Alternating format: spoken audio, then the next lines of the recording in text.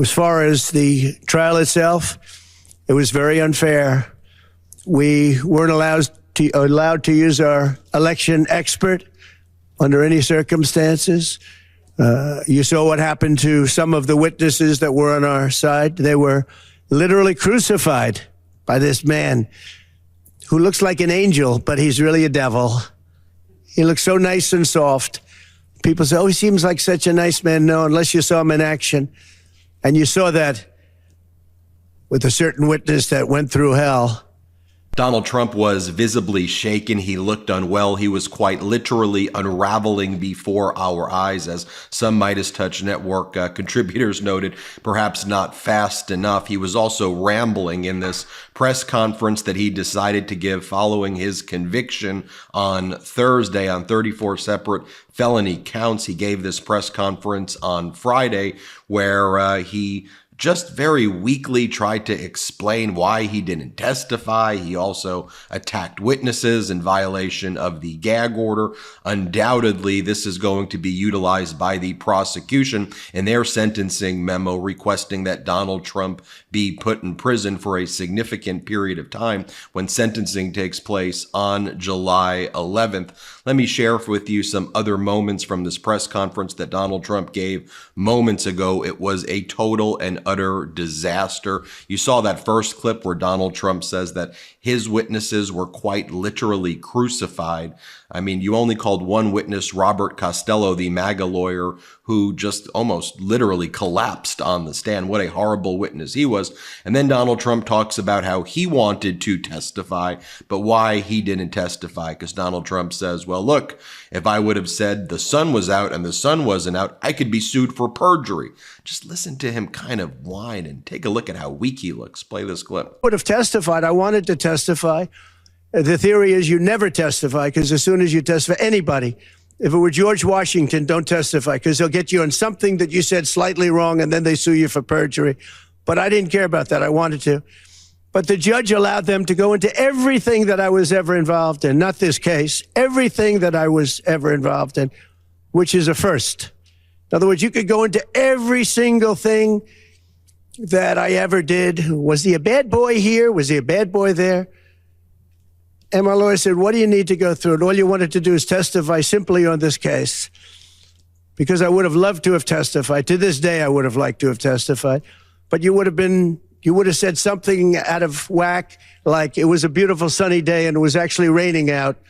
And I very much appreciate the big crowd of people outside. That's incredible what's happening. Then Donald Trump denies that anything at all happened with Stormy Daniels and says the prosecution was trying to use all of this salacious stuff. And by the way, none of the salacious stuff ever happened. Here, play this clip. Other people weren't able to testify, but with these people, they were able to use people salacious. By the way, and nothing ever happened. There was no anything. Nothing ever happened. And Then Donald Trump violates the gag order and starts attacking Michael Cohen. I wonder if the prosecution's going to bring this to the court's attention even before the sentencing memo is submitted and Donald Trump's sentencing takes place on July 11th. Watch Donald Trump attack Michael Cohen. Here, play this clip. Again, if I wrote down and paid a lawyer. And by the way, this was a highly qualified lawyer. Now, I'm not allowed to use his name because of the gag order. But, you know, he's a sleazebag. Everybody knows that. Took me a while to find out. But he was effective. He did work. But he wasn't a fixer. He was a lawyer. You know, they like to use the word fixer. He wasn't a fixer. He was a lawyer. At the time, he was a fully accredited lawyer. Also, where Donald Trump is speaking, it's very strange. You may notice that, like, the podium is so tiny and this like mic is so big. It's just a very strange scene right there. Then Donald Trump whines about Alan Weisselberg going to jail. By the way, Alan Weisselberg, Donald Trump's former CFO, pled guilty, not once, but twice. First, Alan Weisselberg pled guilty to tax fraud. Second, Alan Weisselberg pled guilty to engaging in perjury. And when you plead guilty and the judge accepts a guilty plea, the judge asks a series of questions to somebody like Alan Weisselberg. Is this voluntarily done by you? Are you being coerced to do this? No, this is Weisselberg's decision to plead guilty. Here, play this clip. They didn't want him to testify. That's why he went to jail. They put him in jail twice. He's 77 years old.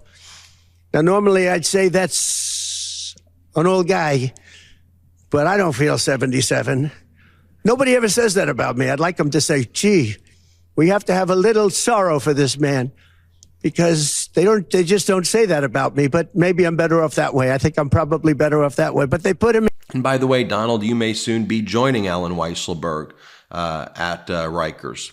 Here, Donald Trump then talks about NDAs are legal and NDAs are not a big deal. And the prosecution was calling this a slush fund or hush money, and that's not what this is. This is just a normal NDA where you pay off porn stars who apparently you have no relations with over $100,000, and then falsify business records. But that's all this is, by the way. Here, play this clip. But the three things that he pled on, having to do with the election and having to do essentially a little bit with me, they weren't crimes. They weren't crimes. Nor is paying money under an NDA. So we have an NDA, non-disclosure agreement. It's a big deal, a non-disclosure agreement. Totally honorable, totally good, totally accepted. Everybody has them. Every company has non-disclosure agreements. But the press called it slush fund and all sorts of other things. Hush money, hush money. It's not hush money. It's called a non-disclosure agreement. And most of the people in this room have a non-disclosure agreement with their company. It's a disgrace. So it's not hush money. It's a non-disclosure agreement, totally legal, totally common. Everyone has it. Have you heard of cancer-fighting foods? Well, the American Cancer Society discovered that diets rich in fruits and veggies may actually lower your risk of cancer. Hopefully you hear this and run to the store for 5 servings of fruits and vegetables every single day. If not, you should consider adding Field of Greens to your daily health regimen. Each fruit and veggie in Field of Greens was doctor selected for studied health benefits. There's a heart health group, lungs, kidneys, and metabolism groups, even healthy weight. What your body needs in each scoop is a scoop of delicious Field of Greens. Will Field of Greens prevent, treat, or cure cancer? Nope, but it's powerful. It promises at your next checkup, your doctor will notice your improved health or your money back. I got you this. 15% off and free rush shipping. So visit fieldofgreens.com and use our promo code Meidas for your discount. Try it. That's promo code Meidas, M-E-I-D-A-S, at fieldofgreens.com. That's fieldofgreens.com. Use that promo code Meidas, get that 15% off, and tell me what you think. Donald Trump then randomly starts talking about how there are people sitting in schools with all these different languages, and he thinks that's a problem, that there's all these languages out there. He thinks that's something that's important to mention in this speech. Here, play this clip. Where people are allowed to pour in from countries unknown, from places unknown, from languages that we haven't even heard of. We have people sitting in schools with languages where very few people have ever even heard of these languages. It's not like Spanish or French or Russian. Languages unknown. And then Donald Trump talks about people in tents. Here, play this clip. You have China with just in the last few months, 29,000 people came in, and I looked at them on a line, and they look like perfect soldiers. They're almost all male, from 19 to 25. It looks like a recruiting exercise. They have beautiful tents. They have propane stoves. They have cell phones, the best you can buy. I said, what's going on? It looks like they're building an army right in our country. By the way, even the commentators on CNN, who, by the way, I didn't, other than Karen Friedman-Agnifilo from Legal AF and from the MeidasTouch Network. I was not impressed with the coverage that CNN did during the criminal trial, but even and the kind of both sidesism there. But look, even CNN had to admit that Donald Trump was rambling. He looked tired. It's a reminder of how much he's aged, how unwell he is. Donald Trump just speaking in these like bizarre MAGA-isms. Yeah, that's what he does at all of these events. That's why we keep on pointing it out. You know, yes, this is a ranting and raving press conference, but this is the type of speech he gives when he's in New Jersey and he's in the Bronx. Heck, when he was in the Bronx, he brought on stage with him Chef G and Sleepy Hollow, individuals who were just charged in a 140-count indictment, which alleges that they are the leaders of the Cript gang and that they engaged in a murder, over a dozen attempted murders, and terrorized New York. And these are the types of people Donald Trump's having on stage, but like, y'all don't really mention that at all when you cover Donald Trump's events. You go, oh, there's so many people in the crowd, which there isn't. But anyway, here's CNN talking about how weak Donald Trump looked. Play the clip. Yeah, and listen, this was probably Trump's biggest audience, right, in many, many months. So many Americans know about this verdict, want to hear him give some kind of statement. And here he is rambling. He looks awfully tired. He's beleaguered. To follow his train of thought, you'd really have to be sort of knee-deep in MAGAism. You'd have to be knee-deep in the goings-on of this trial, which most Americans are not. So here he is.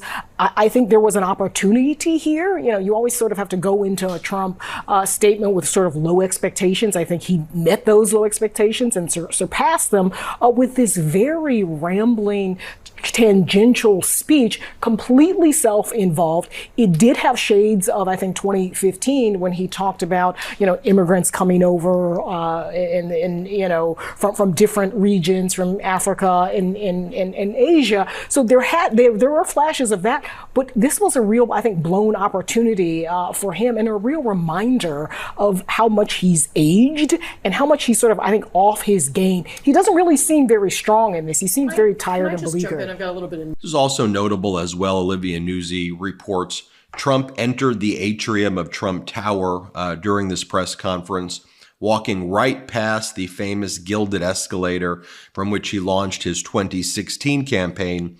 He's reading from printed remarks, but he is mostly turned away from the script to direct his gaze at the cameras. There was no Melania anywhere in sight when Donald Trump was giving the speech, as when they went down the escalators. Let's just take a look at this, though. Across the country right now and across the world, here are some of the headlines right here.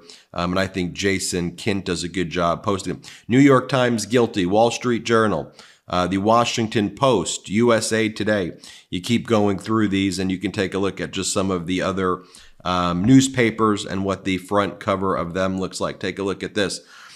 Chicago and Los Angeles, Chicago Tribune, Los Angeles Times, the Palm Beach Post, the South Florida Sun Sentinel, Miami Herald, the Daily Sun, the Mercury News, San Francisco Chronicle. Just keep looking. Dallas Morning News, Austin American Statements, Houston Chronicle. You want to go to some toss-up swing states like Pennsylvania, the Pittsburgh Post-Gazette, the Philadelphia Inquirer. Guilty, guilty, guilty. The Arizona Republic, Atlanta Journal-Constitution. Guilty, guilty. All on the front cover. Las Vegas Sun, the Milwaukee and Wisconsin Journal-Sentinel, the Omaha World Herald, the Portland Press Herald, the Minnesota Pioneer Press, and Star Tribune. You go down all of these. Guilty, guilty, guilty, the front cover across the newspapers in this country right now. We'll keep you posted with more as we learn more. I'm Ben Meiselas. This is the MeidasTouch Network. Hit subscribe. We're on our way to 3 million subscribers. Thanks to your support. Thanks for watching. Love this video? Make sure you stay up to date on the latest breaking news and all things Midas by signing up to the MeidasTouch newsletter at MeidasTouch.com/newsletter.